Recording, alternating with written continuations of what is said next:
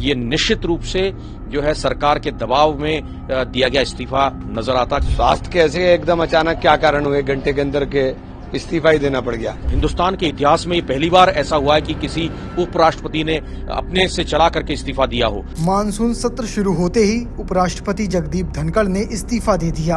आज मानसून सत्र का पहला दिन था।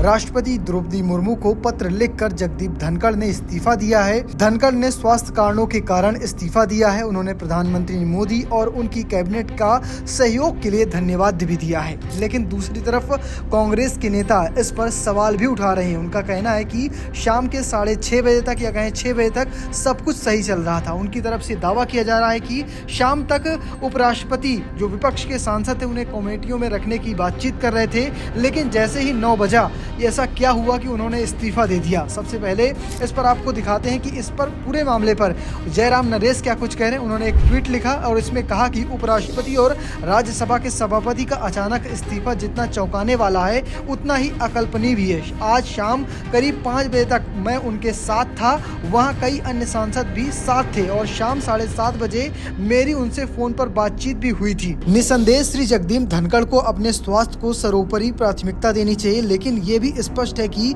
उनके इस बिल्कुल अप्रत्याशित इस्तीफे के पीछे जो दिखाई दे रहा है उससे कहीं अधिक है। हालांकि ये समय अटकलें लगाने का नहीं है। श्री जगदीप धनखड़ ने सरकार और विपक्ष दोनों का समान रूप से आड़े हाथों लिया है। उन्होंने कल दोपहर 1 बजे बिजनेस एडवाइजरी कमेटी की बैठक बुलाई थी और न्यायपालिका से जुड़े कुछ मुद्दे महत्वपूर्ण घोषणा करने वाले थे। हम उनके अच्छे स्वास्थ्य की कामना करते हैं और उनसे आग्रह करते हैं कि वो अपने निर्णय पर पुनर्विचार करें।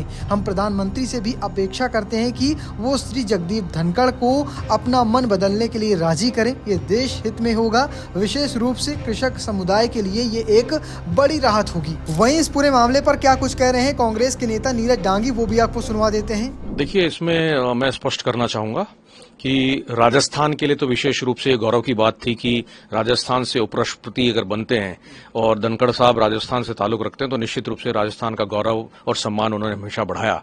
लेकिन बड़ा शॉकिंग और सरप्राइजिंग है ये कि ऑल ऑफ ए सडन शाम को जो है 9:30 के लगभग हमें भी पता लगा कि इस तरह की न्यूज सामने आई है। और मैं समझता हूं कि जहां तक हवाला दिया गया है धनखड़ साहब के द्वारा कि उन्होंने हेल्थ इश्यूज को लेकर के रेजिग्नेशन दिया है, मैं समझता हूं कि हेल्थ इश्यूज की जहां तक बात करते हैं, जब रिसेंटली पिछले 2 महीने पहले पिछले सेशन के दौरान उनको हार्ट की प्रॉब्लम हुई थी, स्टंट लगा था और मैं समझता हूं कि तीसरे चौथे दिन ही उन्होंने जो है वह ऑफिस रिज्यूम कर लिया था। तो मैं समझता हूं कि हेल्थ के इश्यूज का बीच में आना ये कहीं ना कहीं एक प्रश्नवाचक चिन्ह इस पर लगता है। इस चीज को लेकर के ये निश्चित रूप से जो है सरकार के दबाव में दिया गया इस्तीफा नजर आता। कहीं ना कहीं जो है सरकार ने उनकी किसी बात को लेकर के और उस चीज पर मंथन करते हुए इस निर्णय को उन पर थोपा है और ये देश के लिए और लोकतांत्रिक देश के हितों के लिए ठीक नहीं है। लोकतंत्र में इस तरह का निर्णय नहीं होना चाहिए। इस तरह के दबाव जो है इतने बड़े पद के लिए नहीं होने चाहिए। मैं समझता हूं कि हिंदुस्तान के इतिहास में ये पहली बार ऐसा हुआ है कि किसी उपराष्ट्रपति ने अपने से चला करके इस्तीफा दिया हो। तो इसको हम इसी नजरिए से देखते हैं कि चाहे किसी भी स्तर का पद क्यों ना हो, सरकार अपने मनमाने ढंग से इस देश को चलाना चाहती है और वो ये सामने है। नीरज डांगी ने तो साफ तौर पर इस पर सवाल उठाए हैं और इमरान मसूद का क्या कहना है, जो सांसद है कांग्रेस पार्टी की, वो भी सुन लीजिए। बहरहाल मीडिया में जो आ रहा है कि स्वास्थ्य कारणों से इस्तीफा दिया, तो ईश्वर उनको दीर्घायु करे, ठीक स्वस्थ करे। लेकिन सारा दिन तो हाउस में थे वो, तो स्वास्थ्य कैसे एकदम अचानक क्या कारण हुए, घंटे के अंदर के इस्तीफा ही देना पड़ गया। हम तो उनके लिए उम्मीद करते हैं कि दुआ करते हैं कि अल्लाह उनको लंबी उम्र दे और सेहत दे। कोई राजनीतिक चाल भी देखते हैं इसके पीछे आप? बस समझ में नहीं आया। मैं कह रहा हूँ ना कि सारा दिन आप ठीक बैठे हुए काम कर रहे हैं, आप पूरा दिन हाउस में हो और आपने जाके आके मेरी तबीयत खराब है और मैं इस्तीफा दे रहा हूँ, तो ये समझ से बाहर है। इस पूरे मामले पर चमाला कुमार रेड्डी और साथ में जेबी माथेर का क्या कहना है, वो भी जान लेते हैं। See, basically today morning also he was in the Rajya Sabha and he tried to talk few good words in the Rajya Sabha in regard to the political parties coming together to work for the betterment of the nation, keeping away the, whatever the differences between them. It is better for the nation to have a proper dialogue between the political parties for the constructive nation.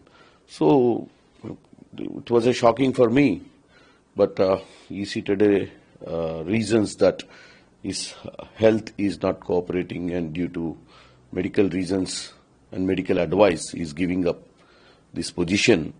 So definitely in that case, he is a leader who in the morning was trying to talk about a constructive line. I don't know what happened by the evening. He has taken such a decision, because we never felt in the morning today that we didn't feel that he is having any issues like that, but definitely something will be known to us in the next few days, exactly what it is. It is indeed very shocking having VP chaired the Rajya Sabha session this morning, even this morning. This is a very, very unexpected development. We may have had differences as, due different political spectrums and how we view each issues. We may have had differences. But I must say, as a junior parliamentarian, he has been very encouraging to me to speak in Rajya Sabha on multiple occasions.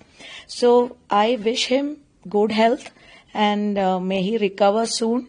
So that's what I think we all should be saying at the moment, because he has cited medical reasons for his resignation. So I wish him well and good health. फिलहाल आप कैसे देखते हैं पूरी खबर को comment box में लिखिएगा और पेज को फॉलो करना, चैनल को सब्सक्राइब करना बिल्कुल मत भूलिएगा। धन्यवाद।